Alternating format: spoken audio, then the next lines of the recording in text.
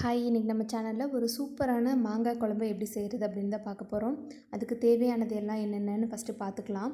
இப்போது ஒரு பெரிய வெங்காயத்தை நான் இப்படி கட் பண்ணி வச்சுருக்கேன். ரொம்ப சின்ன சின்னதாக கட் பண்ணணும்னு இல்லை, அரைக்க போகிறது தான். தேங்காய் வந்து 1 கப் அளவுக்கு கட் பண்ணியிருக்கேன். வரமிளகா ஒரு 5 எடுத்திருக்கேன். கருவேப்பிலை, கொத்தமல்லி, சீரகம், கடலைப்பருப்பு இது எல்லாம் வந்து ஒரு 1.5 டீஸ்பூன் எடுத்திருக்கேன். மாங்காய் வந்து கட் பண்ணி ஒரு பிளேட்டில் வச்சுருக்கேன். இது கொஞ்சம் பழுத்துருச்சு, பட் இருந்தாலும் பச்சையாக இருந்தால் கொஞ்சம் புளிப்பு டேஸ்ட் அதிகமாக இருக்கும். உங்களுக்கு எப்படி தேவையோ அப்படி நீங்கள் எடுத்துக்கோங்க. இப்போது அடுப்பில் கடாயை வச்சாச்சு. வச்சுட்டு இதில் நான் ஒரு 3 டீஸ்பூன் அளவுக்கு நான் எண்ணெய் சேர்த்துக்கிறேன். 3 டீஸ்பூன் அளவுக்கு எண்ணெய் சேர்த்துக்கலாம். இப்போ நம்ம அரைக்கிறதுக்கு என்னென்னலாம் தேவையோ அதை தான் நம்ம இப்போ செய்ய போகிறோம். இப்போது நம்ம கட் பண்ணி வச்சுருந்த ஆனியன் அதை வந்து இதில் சேர்த்துக்கலாம். சேர்த்துட்டு கொஞ்சம் வந்து இது கோல்டன் ப்ரௌன் ஆகிற அளவுக்கு இதை கொஞ்சம் நல்லா வந்து வதக்கி எடுத்துக்கலாம். அதுக்கப்புறம் சீரகம் சேர்த்துக்கலாம். சீரகம் ஒரு 1.5 டீஸ்பூன் எடுத்துருந்தோம், அந்த சீரகத்தை நம்ம சேர்த்துக்கலாம். அடுத்தது கொத்தமல்லி, ரெண்டுமே நம்ம இந்த ஸ்டேஜில் சேர்த்துக்கலாம். இது எல்லாம் அதோட அந்த ரா ஸ்மெல் போகிற அளவுக்கு இதை வந்து நம்ம நல்லா அதை வந்து வதக்கி எடுத்துக்கலாம்.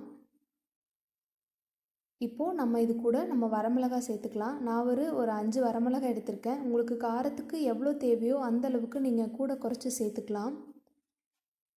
அது எல்லாமே வந்து உங்களோட விஷ் தான். இப்போ இது எல்லாம் சேர்ந்து நல்லா வந்து வதங்கிட்டுருக்கு. இப்போ இது கூட நான் கருவேப்பிலை சேர்க்குறேன். கருவேப்பிலை இது கூட சேர்ந்து இப்போ நம்ம வதக்குறோம். இதுதான் வந்து மெயினாக நம்ம அரைக்கிறதுக்கு தேவையான இன்க்ரீடியன்ட்ஸ். இப்போது இது கூட நான் மஞ்சத்தூள் சேர்த்த போகிறேன். மஞ்சத்தூள் வந்து ஒரு 1/4 டீஸ்பூன் அளவுக்கு சேர்த்துறோம். கடலைப்பருப்பு சேர்த்திக்கிறோம். கடலைப்பருப்பு வந்து முன்னாடி எடுத்து வச்சுருந்த 1.5 ஸ்பூன் கடலைப்பருப்பு நான் சேர்த்துக்கிறேன். கடலைப்பருப்பு இது நல்லா வந்து வதங்குற வரைக்கும் நம்ம வந்து நல்லா வதங்கி எடுத்துக்கலாம்.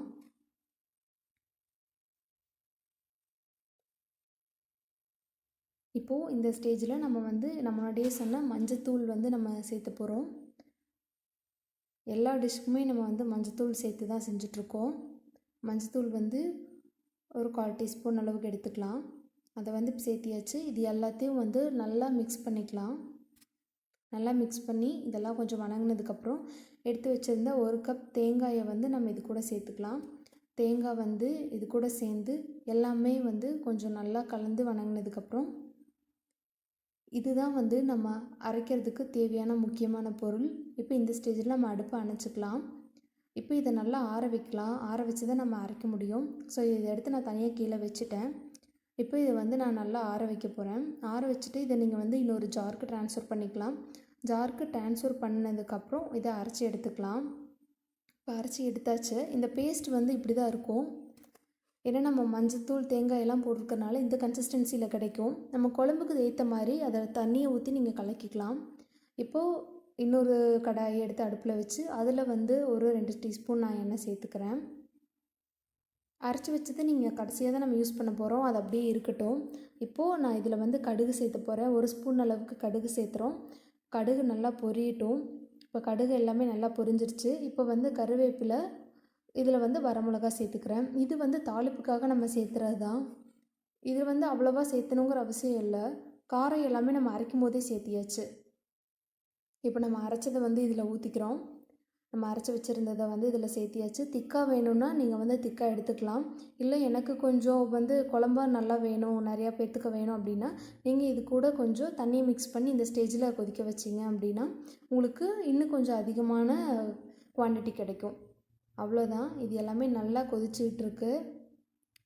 இன்னும் கொஞ்சம் இதை நல்லா கொதிக்கணும். நம்ம இதில் இன்னும் உப்பு சேர்த்தவே இல்லை. ஸோ உப்பு நம்ம சேர்த்தணும். அதுக்கு முன்னாடி இப்போது நம்ம இன்னும் மாங்காயும் சேர்த்துல, உப்பும் சேர்த்தாமல் இருக்கோம். உப்பு இதில் வந்துட்டு ஒரு 2 டீஸ்பூன் அளவுக்கு நான் உப்பு சேர்த்துக்கிறேன். உப்பு சேர்த்தி இதில் வந்து நல்லா நம்ம கொதிக்க வைக்க போகிறோம். இது வந்து நல்லா கொதிச்சுக்கிட்டு இருக்கு. நல்லா சூப்பராக கொதிச்சிருச்சு. இப்போது இந்த ஸ்டேஜில் நம்ம என்ன பண்ணோம்னா நம்மளோட மாங்காய் நம்ம கட் பண்ணி வச்சுருக்கிறது எல்லாத்தையும் நம்ம இதில் சேர்த்த போகிறோம். நீங்கள் இன்னும் பச்சை மாங்காய் போட்டிங்க அப்படின்னா குழம்புல இன்னும் கொஞ்சம் புளிப்பு டேஸ்ட் வந்து அதிகமாகும். உங்களுக்கு எப்படி டேஸ்ட் வேணுமோ நீங்கள் அந்த மாதிரி எடுத்துக்கலாம். பட் கடைசியாக தான் நம்ம மாங்காய் போடணும். முன்னாடியே மாங்காய் போட்டால் அது எல்லாமே வந்து வெந்து எல்லாம் குழம்போடு கலங்கிரும். மாங்காயே நம்ம தனியாக குழம்புல பார்க்கவே முடியாது. இந்த ஸ்டேஜில் போட்டால் தான் வெந்து நமக்கு வந்து சாப்பிடும்போது மாங்காய் நல்லா தெரியும் டேஸ்ட்டு.